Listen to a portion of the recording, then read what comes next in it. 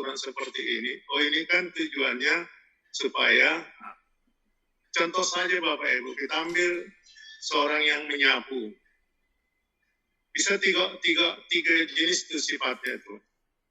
Atau cara pandang kita terhadap dia.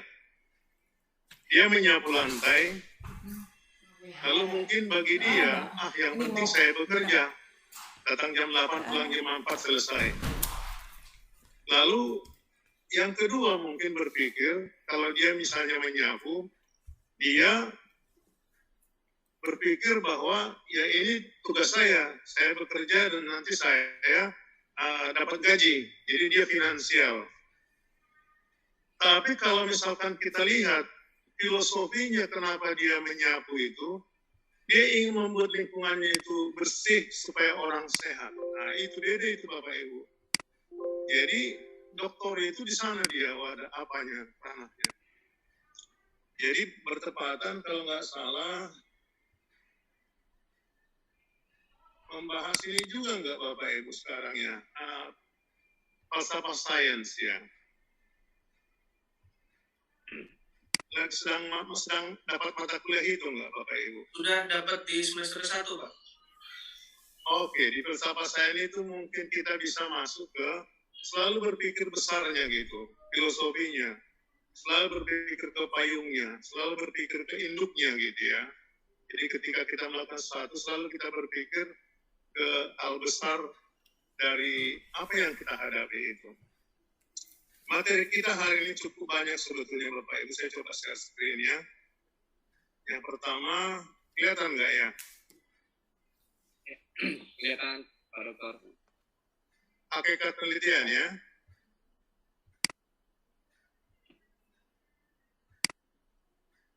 Recording stopped. Recording in progress. Ya Pak, sudah tampil Pak. Oke. Kelihatan ya? Sudah. Kalau ini kelihatan nggak? Segini. Agak kecil Pak Dokter. Agak kecil sedikit ya. Oke, kalau ini aja yang kita besarkan, ini yang kita kecilkan ya di bawah. Oke. Jadi kalau kita lihat, karena ini hari pertama ya, kita menyentuh hal-hal yang penting dulu. Jadi riset itu, ini adalah risetlah yang membuat adanya pengetahuan baru. Jadi kalau misalkan dibuat grafiknya atau sequence-nya, orang menemukan masalah. Dari masalah itu dia mencari solusi. Dari solusi itu dia melakukan riset. Dari riset itu dia menemukan pengetahuan baru dari sana.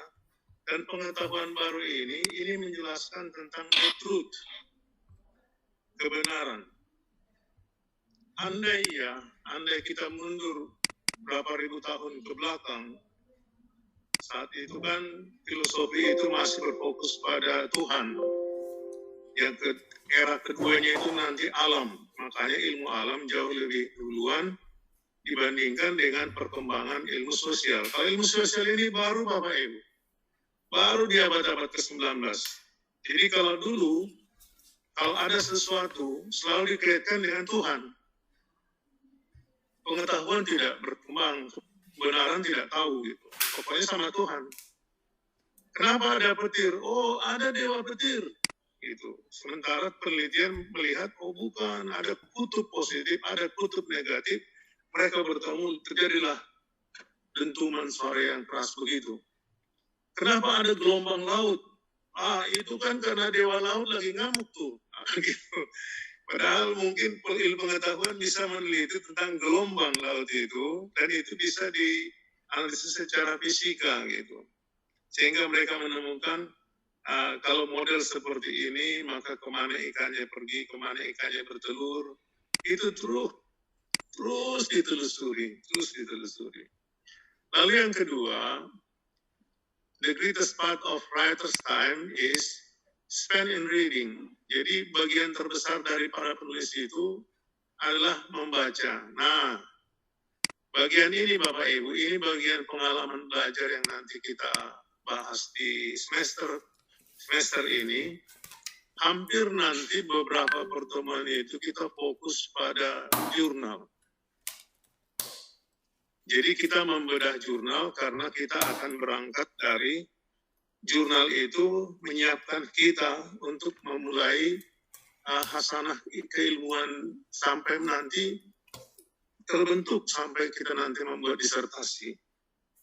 Nah, sebentar nanti RPS saya bagikan juga Bapak Ibu ya. Jadi bahkan hampir separuh perpustakaan itu dia baca, dia lihat, dia jalanin hanya untuk membuat sebuah buku. Jadi memang bagian terbesar kita nanti di balik Bapak Ibu justru kalau misalkan kita kuliah nanti, apakah kita bentuk kelompok, kita lebih banyak diskusi nanti, lebih banyak diskusi, gitu ya. Lalu Paul A.M. Dirac ini mengatakan the method of research in a science idea is the extent to which it stimulates to and opens up new lines of research. Jadi ini yang menjadi hubungan antara scientific idea sampai ke research Bapak Ibu. Ya, ini bisa kita lihat pada link seperti yang tertera. Nanti dibagikan link ini Bapak Ibu ya. Kemudian kalau pendidikan, ini bagi Bapak Ibu dosen. Kita memang yang bergerak di pengabdi pendidikan ini memang ada tri dharma namanya. Jadi pendidikan, penelitian, dan sepertinya penelitian itu wajib, gitu ya, wajib sekali samping pengabdian masyarakat.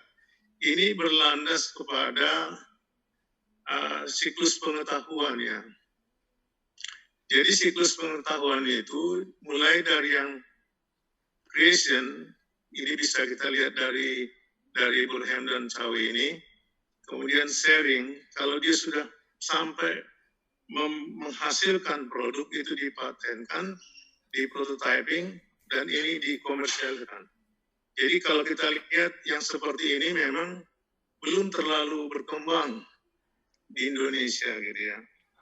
Belum terlalu berkembang di Indonesia. Paten-paten kita itu yang menjadi produk karena keahliannya gitu ya, dia dipatenkan itu tidak seberapa dibandingkan negara-negara maju yang lain gitu ya.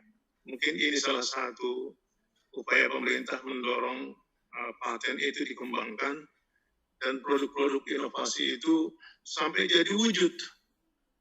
Samalah seperti kita jadi dokter. Kalau misalnya kita membuat disertasi tebal, kemudian disertasi itu banyak di sana, sampai keilmuannya, sampai teorinya dalam. Nah, tentunya dari hasil disertasi Bapak Ibu itu, pasti ada sesuatu. Pasti ada sesuatu. Saya yakin pasti ada, ya itu yang disebutkan dengan novelty ya. Pasti ada sesuatu yang Bapak Ibu temukan yang di luar orang lain gitu. Artinya masing-masing nanti akan menemukan sesuatu melalui disertasi yang kita geluti mungkin bisa 6 bulan sampai 9 bulan begitu ya. Lalu prototyping ini sampai dia bisa menjadi produk. Negara-negara barat memang ini mereka sangat aktif di sini. Inilah siklus pengetahuan. Kemudian kalau kita lihat dari sisi jenjang, semakin dia ke S3, dia semakin mengarah ke ilmu murni, pure science. Jadi kalau S2 itu masih engineering, masih bersifat rekayasa, bersifat aplikatif seperti itu ya. Lalu S1 juga seperti itu. Kalau diploma, apalagi diploma 1, diploma 1, 2, 3 itu mereka lebih ke hal teknis, jadi lebih ke praktik gitu ya. Kalau itu digabungkan, maka di manakah disertasi? Nah, disertasi itu di sini, riset itu di sini. Gitu. Jadi dia risetnya jauh lebih luas, creation-nya jauh lebih luas dibandingkan dengan yang applied. Jadi kita lebih ke science, sedangkan bagian ke bawah itu dia lebih condong ke applied. Nah, ini yang mungkin menarik Bapak Ibu dalam filosofi falsafah sains itu ada 3 hal penting tentunya yang mendasari disertasi kita. Pertama, aksiologi. Oh, ini yang ketiga, ini aksiologi ini yang ketiga. Yang pertama, ontologi. Artinya apa yang kita kaji. Kalau kita ilmu manajemen itu sekarang berkembang ke arah, jadi buku terbaru yang menyangkut manajemen sekarang itu adalah Blue Ocean Strategy itu. Jadi Bapak Ibu bagus juga kalau menemukan buku itu sharing. Dan kelihatannya penguji di disertasi di Pakuan juga mereka merujuk pada Blue Ocean Strategy itu. Blue Ocean Strategy itu tidak lagi seperti manajemen yang sekarang. Tidak lagi seperti manajemen yang dulu. Kalau manajemen yang dulu, ya kan, staffing, planning, organizing, actuating, controlling, dan seterusnya, monitoring, dan seterusnya, seperti itu, seperti itu. Lalu berkembang ke fase yang sekarang ini sudah mulai ke digital. Jadi bukan kehadiran kita yang dilihat bisa saja di rumah dikerjakan atau di mana-mana dikerjakan, tapi outputnya cepat selesai. Yang ke depan, model-model yang sekarang itulah yang disebut dengan Blue Ocean Strategy itu. Dan itu bertingkat-tingkat, mulai dari Blue Ocean Strategy turun ke Red Sea Strategy, lalu turun ke, mereka bayangkan seperti bumi dan lautannya itu gitu ya. Sampai nanti diawali dengan strategi-strategi manajemen yang umum. Jadi ada banyak tingkatannya itu ya. Mungkin satu masa bagus juga itu menjadi bahan diskusi kita nanti. Lalu yang kedua, di sini ranah kita, epistemologi. Epistemologi itu menyangkut riset, metodenya, bagaimana mendapatkan ilmu, dan ini menyangkut the truth, tentang kebenaran. Jadi apakah mungkin suatu kebenaran itu bisa berubah, gitu ya? Jawabannya iya. Bisa saja Bapak Ibu, selama 100 tahun, gitu ya, mulai dari Adam Smith menciptakan ekonomi, 200 tahun, karena ekonomi lahir tahun 1600 ya, sampai mendekati 300 tahun, semua ilmu ekonomi makro Adam Smith itu benar. Tapi begitu menemukan krisis pertama dunia, ilmu ekonomi makro Adam Smith itu nggak bisa kepakai. Ilmu yang dijelaskan itu ternyata nggak bisa mengatasi masalah, nggak bisa memprediksi ke depan. Di saat itulah muncul ekonomi makronya Keynes, John Maynard Keynes gitu ya. Artinya apa? Sesuatu yang kita yakini dalam ilmu pengetahuan benar selama ini, bisa saja itu runtuh, digantikan dengan kebenaran yang baru. Jadi kalau kebenaran yang lama, mungkin agak bias ekonomi sedikit ini, itu ekonom melarang, gitu ya, campur tangan pemerintah. No government intervention, itu yang pertama dalam ekonomi. Biarkan proses ekonomi itu bekerja karena ada tangan yang tidak proses itu. Ada kekuatan supply demand di sana. Tapi pada saat krisis, Keynes bilang nggak bisa. Justru pemerintah yang harus turun tangan, bantu mereka. Gitu. Masalah mereka bukan tidak ada makanan, tapi nggak ada uangnya beli makanan itu. Demand side-nya yang masalah. Jadi bagaimana bisa tercapai pasar kalau demand-nya tidak ada, katanya. Suplainya doang numpuk barang-barang di gudang gitu. Lalu itulah yang diterapkan dunia sampai sekarang, yaitu kenapa ada bantuan sosial dari pemerintah Jokowi saat pandemi seperti ini. Itu memang lebih mahal, Bapak Ibu, lebih mahal mengcover seluruh keruntuhan ekonomi kita di masa mendatang dibandingkan dengan bantuan-bantuan yang diberikan sekarang ini. Jadi bantuan-bantuan yang sekarang ini itu sama dengan membuat demand-nya itu bekerja, ya power. Jadi demand side-nya itu berfungsi, masyarakat bisa membeli, masyarakat punya uang, karena masyarakat bisa membeli industri jalan, kalau industri jalan dan seterusnya ekonomi tumbuh gitu. Dan memang kita tidak bisa memaksa pertumbuhan kita tinggi masa pandemi ya, sebagian ekonomi juga. Tapi pemerintah kelihatannya walaupun berusaha membuat keseimbangan antara ekonomi dan kesehatan itu, tapi kelihatannya pertimbangan ekonominya juga diperhatikan sekali gitu, diperhatikan sekali. Sehingga strategi hotel bagaimana, ciptakan dong ini. Bagaimana supaya hotel itu tidak terpuruk, pariwisata tentunya khususnya ya. Bagaimana pariwisata tidak terpuruk, gimana pendidikan tidak terlalu bermasalah. Ini memang diprediksi ya Bapak Ibu. Terutama kalau untuk di mahasiswa mungkin masih bisa ya S1, S2 dan seterusnya. Tapi kalau di tingkat pendidikan dasar dan menengah itu agak berat. Jadi masalah 3 tahun ini akan berdampak nantinya. Mungkin nggak tahu apakah ada solusi nanti ke depan gitu. Dan seterusnya lah. Jadi itu menyangkut the truth. Sama kayak karyawan juga. The truth, apa yang terjadi perubahan dalam karyawan.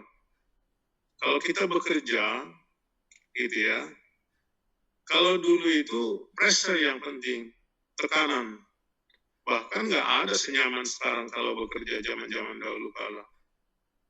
Kita diperlakukan sebagai buruh, tapi lama-kelamaan penghargaan yang penting daripada hukuman. Itu salah satu temuan kebenaran, the truth. Memberikan penghargaan itu jauh lebih produktif bagi mahasiswa itu, bagi karyawan itu. Makanya ada penghargaan umroh lah, ada penghargaan 1 bulan gaji, bahkan ada yang sudah mulai bulan gaji ke-14, gaji ke-15 gitu kan. Itu menandakan perusahaan menghargai dia. Itu akan membuat dia produktif di tahun-tahun mendatang. Banyaklah teman-teman manajemen yang menemukan the new truth. Itulah epistemologi. Lalu yang ketiga ini aksiologi. Aksiologi ini dia lebih ke apa sih manfaatnya? Itu dia aksi. Jadi kalau kita lihat manajemennya, ini yang menarik kalau dikaji Bapak Ibu. Saya pernah berpikir mau membuat tabel gitu. Setiap satu disertasi itu apa temuannya dia gitu. Pasti ada sesuatu yang menyangkut manajemen yang ditemukan. Nanti akan dicatatin gitu. Ini temuannya ini. Di Indonesia juga banyak teman-teman seperti itu Bapak Ibu. Kalau kita searching ya, banyak teman-teman ketika dia membahas disertasi itu yang menjadi sesuatu the truth. Dan itu diterapkan di perusahaan. Membuat perusahaan makin efisien. Apa artinya? Disertasi kita yang tebal itu tidak lagi berfungsi hanya sebagai kertas-kertas memenuhi perpustakaan, bukan, tapi ada sesuatu yang Bapak Ibu temukan nantinya, dan itu yang dipertahankan. Disertasi itu artinya mempertahankan. Oke. Ini uraiannya ya, ini uraiannya ontologi, aksiologi, epistemologi, ini menyangkut metode ilmiah atau the truth. Oke, ini ada satu yang penting juga, induktif dan deduktif. Ini kita terapkan ini nanti dalam disertasi kita. Karena induktif itu dan deduktif itu ini namanya cara berpikir ilmiah. Jadi hanya ada 2 metode cara berpikir ilmiah. Yang pertama itu dibalik dulu, deduktif. Deduktif itu kita berangkat dari hal yang umum ke hal yang khusus, dan itu bisa Bapak Ibu alami ketika membaca sejumlah pendapat ahli sampai nanti kita menyimpulkan, definisi konseptualnya itu adalah ini, gitu ya. Jadi dari sejumlah teori yang besar, umum, dia mengerucut ke hal yang kecil, itulah deduktif. Induktif lawannya, dia mengarah ke induknya. Nah, S3 itu banyaknya di induktif, Bapak Ibu. S2 itu banyaknya di deduktif. Kenapa induktif? Karena ini proses ke pencarian kesimpulan umum. Generalisasi. Jadi kalau misalkan Bapak Ibu nanti melakukan disertasi, sampelnya taruhlah berapa orang begitu ya. Dan itu juga tergantung peminatan Bapak Ibu. Kalau misalkan keuangan, finance, mungkin dia lebih ke data sekunder ya. Jadi datanya itu sudah ada. Kalau data sekunder, ya nggak ada uji validitas dan reliabilitas gitu. Datanya sudah ada gitu. Tapi kalau misalnya dia data primer, kuesioner, itu terutama kawan-kawan atau Bapak Ibu yang di marketing sama MSDM, karena orang yang menjawab itu orang gitu ya, bisa subjektif, maka dia harus dites dulu alat itu. Kalaupun dites dia harus banyak supaya rata-ratanya itu nanti menggambarkan data yang benar gitu. Jadi kalau cuma satu, waduh bias banget. Kalau 5 belum tentu, tapi kalau udah sampai sejumlah tertentu, ada banyak rumus nanti dia, bukan hanya slopin Bapak Ibu, untuk menentukan jumlah sampel. Nah itu akan membuat informasinya itu benar. Jadi itu induktif. Bagaimana dia menarik kesimpulan dari temuan-temuannya itu, gitu ya. Lalu yang kita maksudkan dengan riset ini inilah apanya, ciri-cirinya. Pertama dia sistematis, terorganisasi dan sistematis. Jadi yang disebutkan dengan sistematis ini selalu, selangi Bapak Ibu, selalu dimulai dengan informasi, fenomena, gejala, apa yang kita amati, data-data, perkembangan, dan sampai kita menemukan masalahnya. Jadi langkah pertama itu persis seperti dokter. Begitu kita datang ke dokter, lalu dicek, yang pertama dicari adalah penyakitnya. Penyakitnya Bapak Ibu. Kadang-kadang penyakitnya itu bisa sulit ketemu. Jadi kalau kita lihat memang rumah-rumah sakit yang besar-besar itu, mereka sampai tuntas menemukan penyakit seseorang. Itu luar biasa itu.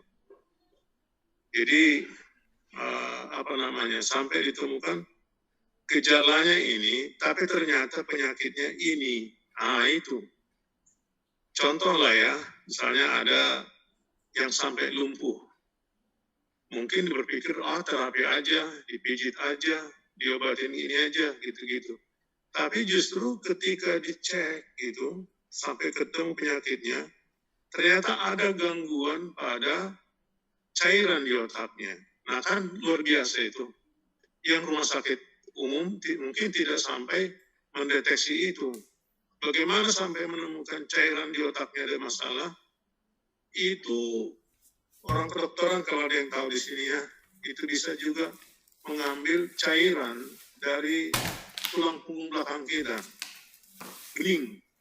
Dari situ nanti dianalisis, kelihatan penyakit sesungguhnya ternyata ini. Nah, nembak itu. Seperti itulah dalamnya Bapak Ibu. Ketika seorang promovendus ya, kalau kita katakan calon dokter gitu ya.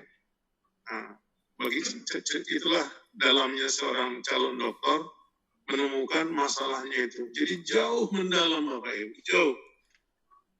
Sampai nanti kita menemukan novelty. Bapak Ibu tahulah novelty ya. Novelty itu artinya ada sesuatu kebaruan.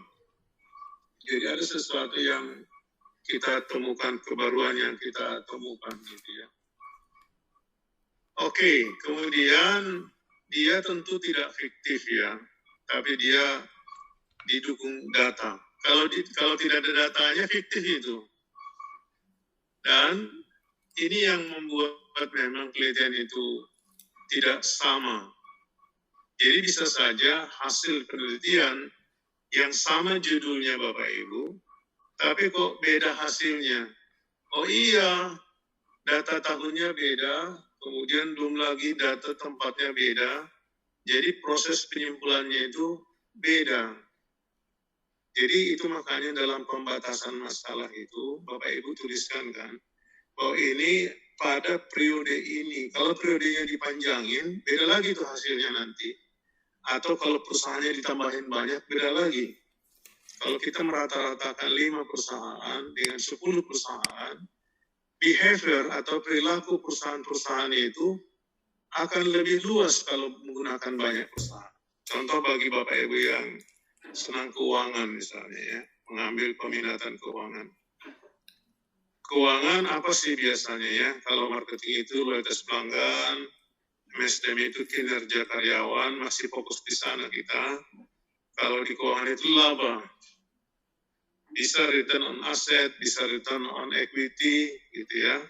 Atau yang bagian-bagian terkini tentang keuangan itu lebih ke pasar modal. Jadi mulai dari EPS, earning per share, dan seterusnya, nilai perusahaan seperti itu. Nah, jadi kalau itu diteliti Bapak Ibu, kalau cuma perusahaannya 5, bagaimana kelima perusahaan ini menangani masalah variabel itu dibandingkan dengan 10 perusahaan, beda itu. Oh ternyata perusahaan itu seperti ini, oh ternyata return on asset itu pengaruh modal kerja itu sekarang tidak besar. Justru kebanyakan di biaya operasinya yang masalah. Gitu. Artinya bisa ditemukan seperti itu. Jadi masalahnya itu di biaya operasi. Gross profit marginnya tinggi nih. Tapi begitu dikurangin dengan biaya-biaya operasi, kok jadi berkurang 80%, masa untungnya jadi sedikit amat? Belum lagi nanti dipajak, atau ada sesuatu nggak di dalam ini, kira-kira begitu. Jadi itu memang dia berbasis data, dan perusahaannya banyak, tahunnya banyak, supaya perilaku, behavior dari data itu kebaca. Nah ini yang kritis Bapak Ibu. Ini tanpa kita sadari, kita terbentuk di sini nih. Jadi kita selalu, masa sih iya, kata siapa? Coba lihat mana buktinya. Tanpa sadar kita begitu ini Bapak Ibu. Nanti kita lihatlah. Tahun kedua besok, tahun ketiga besok, Bapak Ibu sudah mulai begitu nanti. Jadi ketika ada sesuatu, masa iya sih kata siapa? Karena udah terbiasa kita mencari sumber gitu. Kita nggak mau percaya mudah, ya tidak mau mudah percaya, tapi harus yakin dulu ada sumbernya itu, gitu. Dan sumbernya itu valid. Oh, menurut ini ternyata pandemi ini akan berakhir di gelombang ketiga. Mudah-mudahan ya, mudah-mudahan. Karena flu yang dulu juga, dia dinyatakan berakhir di gelombang ketiga, walaupun ekornya itu sampai sekarang masih ada, Bapak Ibu. Flu pandemi yang berapa ratus tahun silam itu. Gitu. Oke, dan ini yang kedua, riset ilmiah dilakukan dengan langkah-langkah yang sesuai dengan metode ilmiah. Apa itu? Kalau kita bahas nanti bab 1 Bapak Ibu, itu selalu dimulai dengan fenomena. Itu yang paling lama Bapak Ibu ya. Jadi ketika orang menulis disertasi, justru waktu yang cukup banyak Bapak Ibu habiskan nanti di bab 1 Bapak Ibu. Bab 2 cepat, bab 3 ahli itu bisa setengah hari. Bab 4 itu banyak referensi, mudah gitu. Bab 5 kesimpulan. Tapi kalau bab 1 yang jauh membedakan disertasi Ibu dengan Bapak masing-masing, itu terletak di penggalian-penggalian masalahnya itu. Fenomena, all the information about tentang masalah yang akan kita teliti itu, baik kalau sekarang ya, kalau dulu koran tidak diizinkan jadi referensi, sekarang koran sudah mulai diterima asal dengan link yang sahih.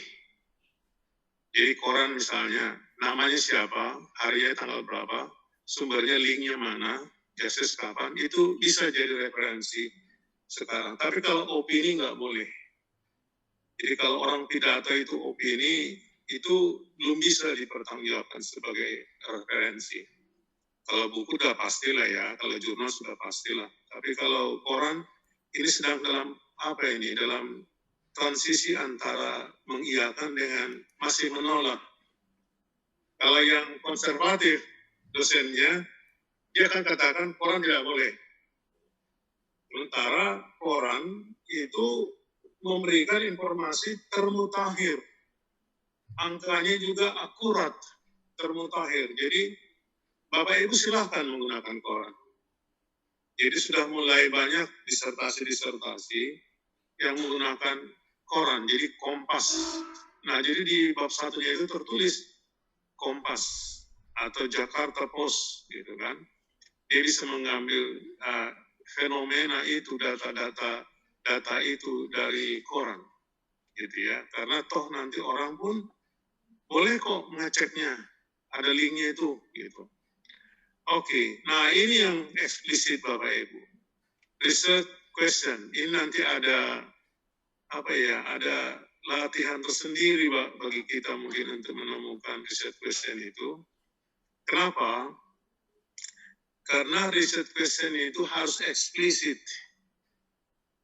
Artinya dia dinyatakan eksplisit baik dalam disertasi, dinyatakan eksplisit juga dalam jurnal ilmiah kita.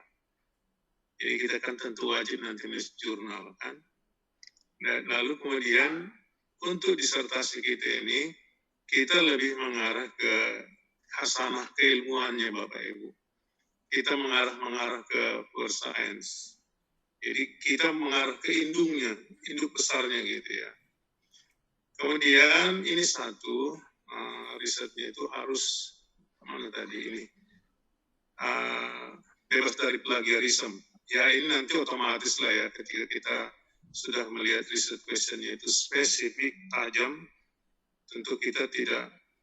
Yang disebutkan plagiarisme ini susah. Yang bisa diukur itu similarity. Dan similarity itu juga terlalu luas.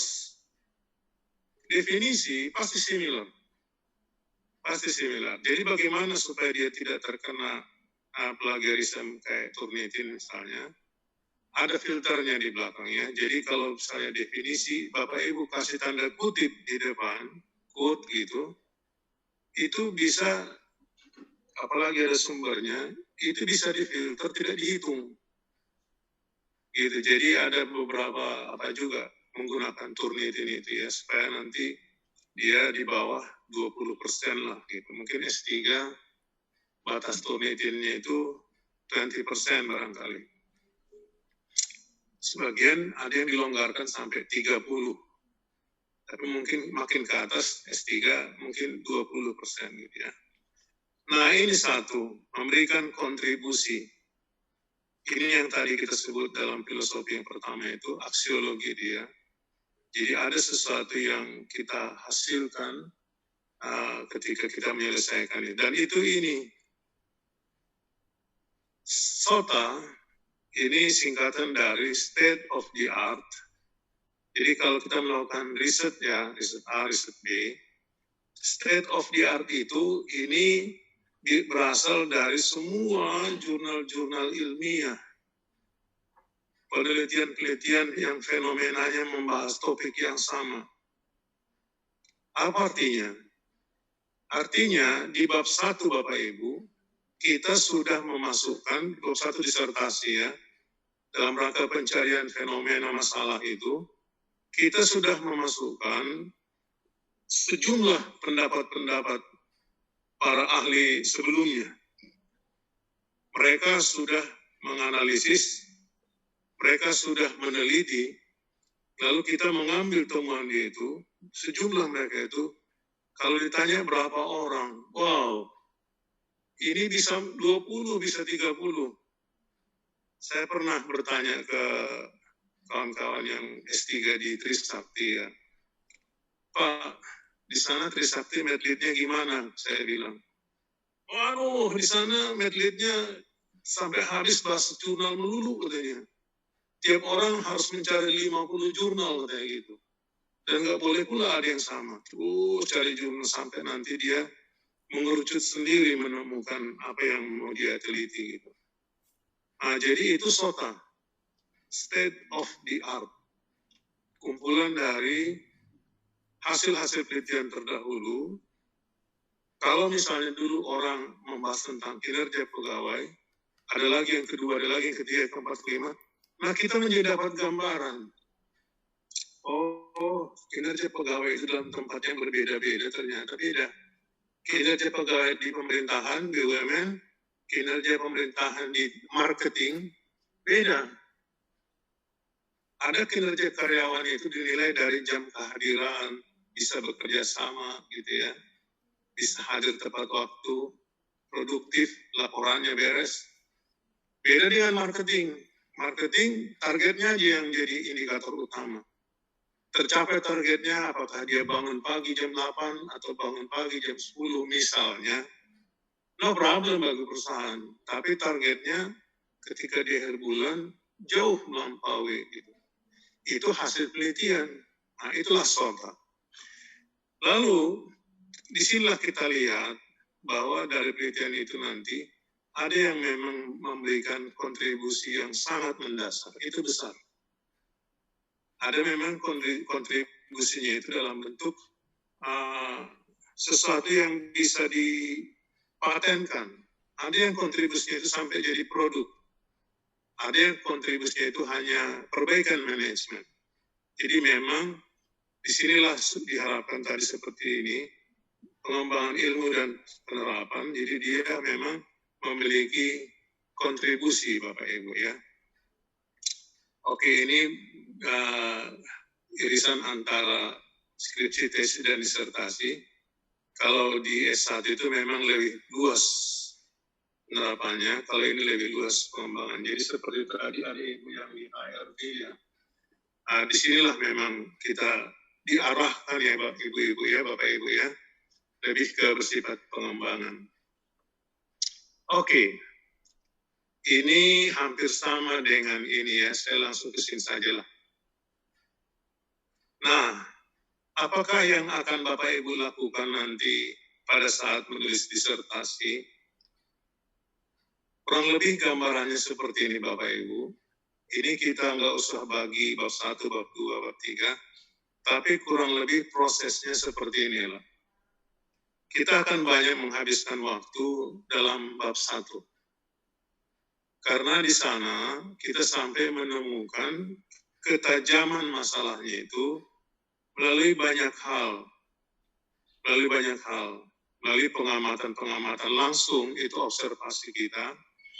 Kemudian dari apa yang kita baca, semakin banyak yang kita baca di Indonesia, di luar negeri, dan sebagainya, semakin banyak yang kita baca, semakin banyak, oh masalahnya itu ternyata ini, orang lain nggak lihat ini loh. Ah gitu kira-kira. Jadi kalau kita udah sampai di kalimat, oh katanya, itu udah jempol tuh Bapak Ibu. Oh ternyata masalahnya di sini ya. Gitu. Seperti masalah pandemi inilah. Masalah pandemi ini kan sudah sudah kalau disimpulkan sudah terbentuk polanya. Dan kita itu tidak berdiri sendiri Bapak Ibu. Kita selalu berhubungan dengan WHO itu, WHO. Mulai dari pandemi tahun 2020. Itu WHO sudah langsung kontak Indonesia, lakukan ini. WHO bilang lakukan ini, Indonesia oke patuh. Jadi 5M itu bukan asli Indonesia, bukan. Kemudian teman-teman UI juga bagaimana menjaga kerumunan, kurva normalnya itu dibikin lebih flat, datar, lebar, panjang gitu kan. Itu di samping hasil penelitian kita juga, tapi dunia juga sudah punya itu sebelumnya. Mereka sudah punya juga pengalaman-pengalaman pandemi di masa lalu. Gitu kan. Nah, jadi kalau diuraikan sekarang mungkin sudah bisa dirangkumkan. Oh, ilmu tentang pandemi itu satu ini, yang kedua ini, yang ketiga ini, yang keempat ini, kelima ini, gimana mengurangi social distancing, begini, dan seterusnya. Mungkin tidak bisa dibentuk semacam satu ketentuan begitu. Tapi kalau ada orang meneliti lagi, masih ada yang bisa ditemukan di sana. Oh, bagian ini belum kesentuh. Nah itu tadi yang agak sulit ketika kita belajar SOTA itu.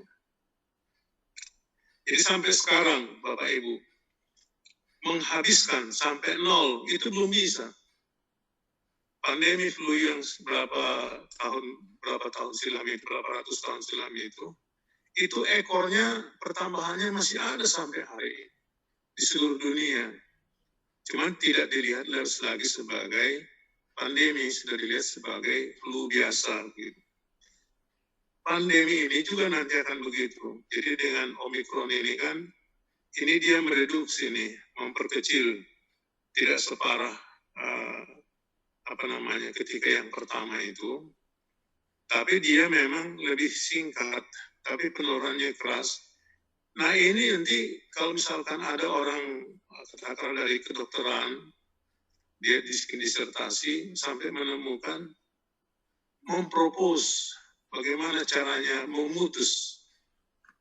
Itu belum ada sampai sekarang.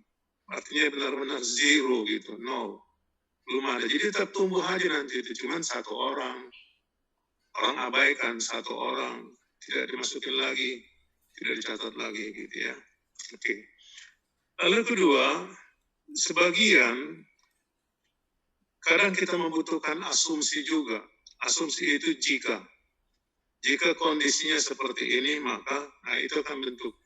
Bagi ilmu sosial kadang-kadang kita nggak menggunakan asumsi ya. Tapi kalau diperlukan bisa juga. Nah, jadi dari kerangka pikir ini frame. Gitu ya. Jadi kerangka berpikir itu menggambarkan pertautan antar variabel-variabel yang kita teliti. Jadi nanti muncul bahkan ini bisa mempengaruhi ini. Ini bisa mempengaruhi ini. Ini bisa mempengaruhi ini. Tes. Apakah betul dia bisa mempengaruhi? Dan jangan dipaksa, kawan-kawan. Jangan dipaksa Bapak Ibu. Ini terutama Bapak Ibu nanti yang mengambil di marketing. Seluruh, all possibilities gitu ya, seluruh kemungkinan dari indikator itu bisa saja kita tes, run pakai SEM misalnya. Structural Equation Modeling. Kalau ada yang tidak signifikan, bagi kita masalahnya bukan soal dia terima H0 atau tolak H0, bukan. Artinya untuk konteks saat ini, indikator itu tidak berpengaruh. Bahkan variabel itu tidak pengaruh. Nggak muncul garisnya. Itu. Jadi bisa saja nanti temuan Bapak Ibu, bahwa ada satu variabel ternyata yang tidak ada lagi pengaruhnya terhadap katakanlah dunia marketing loyalitas pelanggan itu. Dia baru efektif kalau, gitu ya. Dia baru efektif kalau dikaitkan dengan variabel lain. Tapi kalau dia berdiri tunggal, garisnya hilang. Nggak ada pengaruhnya. Sampai kita bingung, loh, teori mengatakan ada pengaruhnya. Kok di hasil data ini nggak ada pengaruhnya? Jawabannya, iya, memang nggak ada pengaruhnya kalau tidak dibantu dengan variabel moderatingnya itu, kira-kira begitu. Menarik itu Bapak Ibu, menarik. Jadi di dunia keuangan, kalau ini umumnya berpengaruh, tapi kadang-kadang R kuadratnya yang sangat kecil. Jadi jangan khawatir Bapak Ibu, kalau nanti Bapak Ibu yang ambil keuangan itu, penelitian itu R kuadratnya kecil. Kadang-kadang kita berpikir, kalau R kuadratnya 90%, itu artinya 90% variabel bebas itu bisa efektif mempengaruhi Y gitu. Kalau Y itu tadi masalah, Y itu penyakit, X ini adalah obatnya, maka 90% masalah itu terjawab. Ini loh obatnya. Nah gitu kan. Tapi coba kalau misalkan gini di keuangan, kita bikin variabel ROA, ROE, BUPU, belum lagi NPM, belum lagi macam-macam lah gitu variabel keuangan terhadap ROA. Lalu R kuadratnya hanya 0,34. Pertanyaannya gagal nggak nih riset nih gitu? Enggak. Terus khawatir Bapak Ibu. Karena kondisi keuangan memang seperti itu. Dan yang kedua mungkin data yang kita pakai juga hanya beberapa perusahaan dan beberapa tahun gitu kan. Artinya keterbatasan itu yang membuat hasilnya saat itu seperti itu, saat besok belum tahu. Jadi kita katakan, waduh, berarti kalau ini kayak obat ini hanya 34% ya efektifnya. Ternyata 66% lagi nggak efektif. Oh nggak berpikir seperti itu. Dia hanya menggambarkan kondisi data saat itu adalah dia hanya R-square-nya itu, R kuadratnya itu 34%. Jadi untuk keuangan, tidak usah khawatir Bapak Ibu, nanti kalau disertasinya itu menghasilkan nilai R-square yang kecil untuk keuangan ya. Tapi kalau untuk marketing, apalagi MSDM-nya itu umumnya tinggi-tinggi memang ya. Lalu hipotesis. Ini dari dua kata ya Bapak Ibu pasti masih ingat. Hypo itu artinya lemah. Lawannya hypo itu hiper. Hiperbola, ada hipermarket, hipertensi dan sebagainya. Ini hypo. Kenapa kita katakan pernyataan yang masih lemah? Karena kita belum olah datanya. Kita baru ambil dari SOTA, kita baru konsepkan dalam rangka berpikir, lalu kita berkesimpulan sementara, hipotesis itu menjawab sementara, bahwa masalah itu nanti akan begini. Masa iya sih? Iya, soalnya kalau kita lihat penelitian Sianu, 10 peneliti, 9 mengatakan begini, berarti kita wajar mengikuti yang 9 orang itu, gitu. Kalau di Unpad Bandung, dulu ya, nggak tahu sekarang, tahun 2005 gitu, mereka itu terpola dengan hukum membuat hipotesis. Teknis membuat hipotesis lah, bukan hukum gitu ya. Tapi itu jadi pola. Bagaimana caranya? Mereka mengumpulkan dulu 3 jurnal SOTA, 3 jurnal untuk membuat sebuah premis. Dan itu dituliskan. Rangkuman dari ketiga penelitian-penelitian ini, Sianu, adalah premis 1. Premis 1 itu intinya adalah ini gitu. Lalu 3 yang lain jadi premis 2. Inti dari hasil kesimpulan mereka bertiga itu adalah ini. Kesimpulan dari yang ketiga, premis 3. Dari premis 1, 2, dan 3, barulah bisa dibentuk hipotesis. Apa artinya? Satu hipotesis itu harus didukung minimal 9 penelitian sebelumnya. Itu Bapak Ibu. Nah, nanti kita bagaimana? Kita mengalir saja ya. Kadang-kadang ada yang kita bilang 9, ada yang malah menghasilkan 11. Gitu. Tapi ada apanya? Ada dasar ilmiah ketika Bapak Ibu membuat hipotesis. Ada dasar ilmiah. Samalah seperti ini.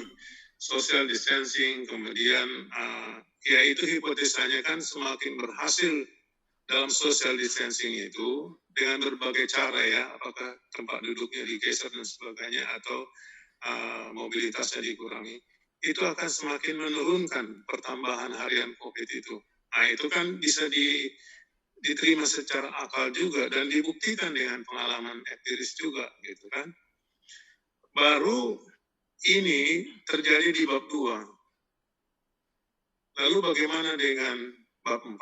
Setelah kita dapatkan data, kemudian ini diolah, lalu ini dibuktikan, maka inilah proses yang ya cukup lama, tapi tidak tidak masalah tentunya bagi Bapak Ibu, karena banyak juga sumber-sumber kita untuk menulis bab 4 itu nanti. Lalu di samping masuk akal atau tidak. Jadi di sini ada 2 proses berpikir itu. Ada proses deduktif, yaitu dari seluruh informasi itu sampai kita menemukan yang khusus. Proses induktif, setelah kita mengolah data itu berpikirnya jangan lagi ke sampel yang kemarin itu, Bapak Ibu. Berpikirnya itu udah ke hal yang umum dia, general. Itu berpikir induktif. Jadi variabelnya itu yang jadi apa sekarang? Jadi pembahasan kita. Bukan lagi, katakanlah kita ngambil sampel 50 orang. Ya, 50 orang dibandingkan jumlah perusahaan di Indonesia ribuan gitu kan. Bisa nggak sih gitu? Tapi ketika proses induktif itu, kita tidak lagi melihatnya itu sebagai yang 50, tapi kita lihat sifat variabel itu secara umum, gitu ya, secara umum, general, ternyata ini berpengaruh kuat terhadap ini berpengaruh lemah terhadap ini berpengaruh negatif terhadap ini, gitu, terhadap I-nya. Nah, itu yang berpengaruh negatif itu yang menjadi perhatian. Kalau seperti efisiensi memang harus negatif, gitu ya. Jadi dia semakin boros, labanya kan habis tuh. Tapi kalau dia semakin hemat, gitu ya, dia bertolak belakang tuh. Kalau dia semakin hemat nanti labanya dan seterusnya. Jadi ini proses di bab 4 ini nanti kita lihat juga baru penarikan kesimpulan. Ini hampir sama. Jadi kemudian kita sampai ke apa namanya itu.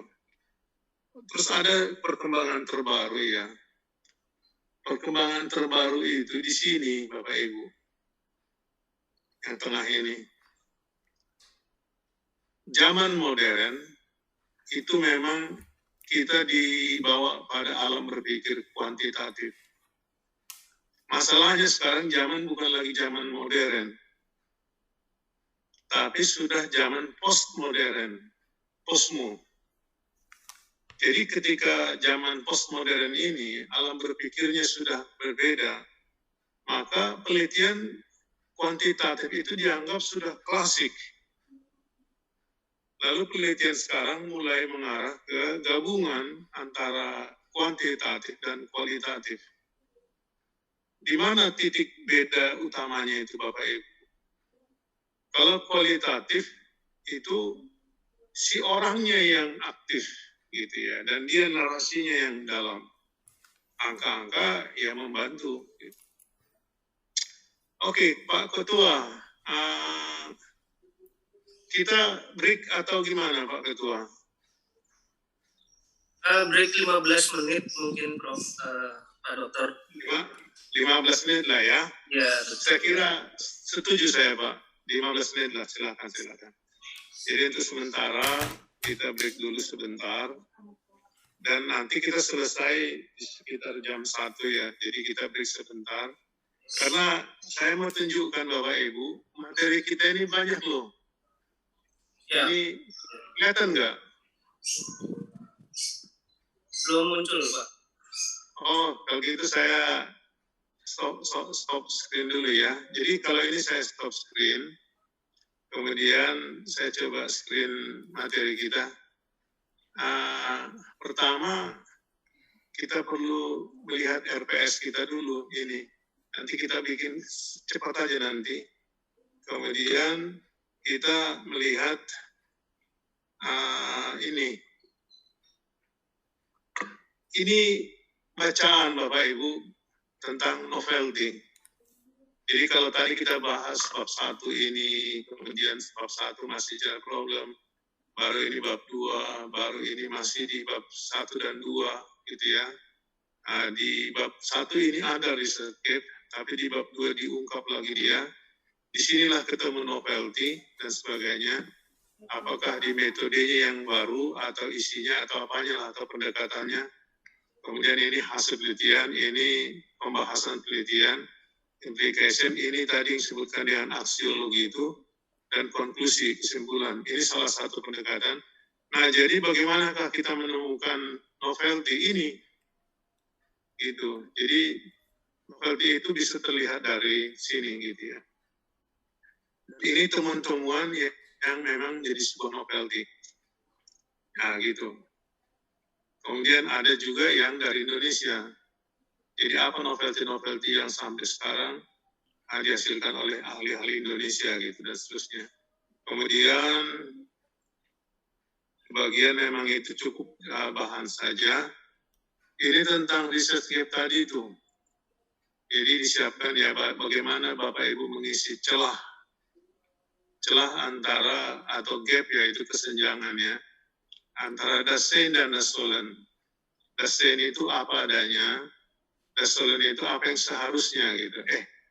Dasein itu apa adanya, Dasolen itu apa yang seharusnya. Fakta dan teori, fakta dan normatifnya.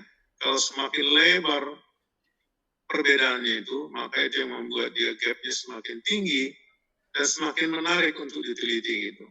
Oke lah, jadi nanti masih kita bahas beberapa hal lain lagi supaya kita bisa break sebentar 15 menit.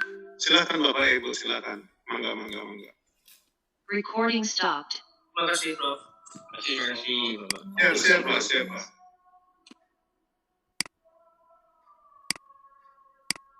Kita off cam juga boleh ya, silakan. Baik.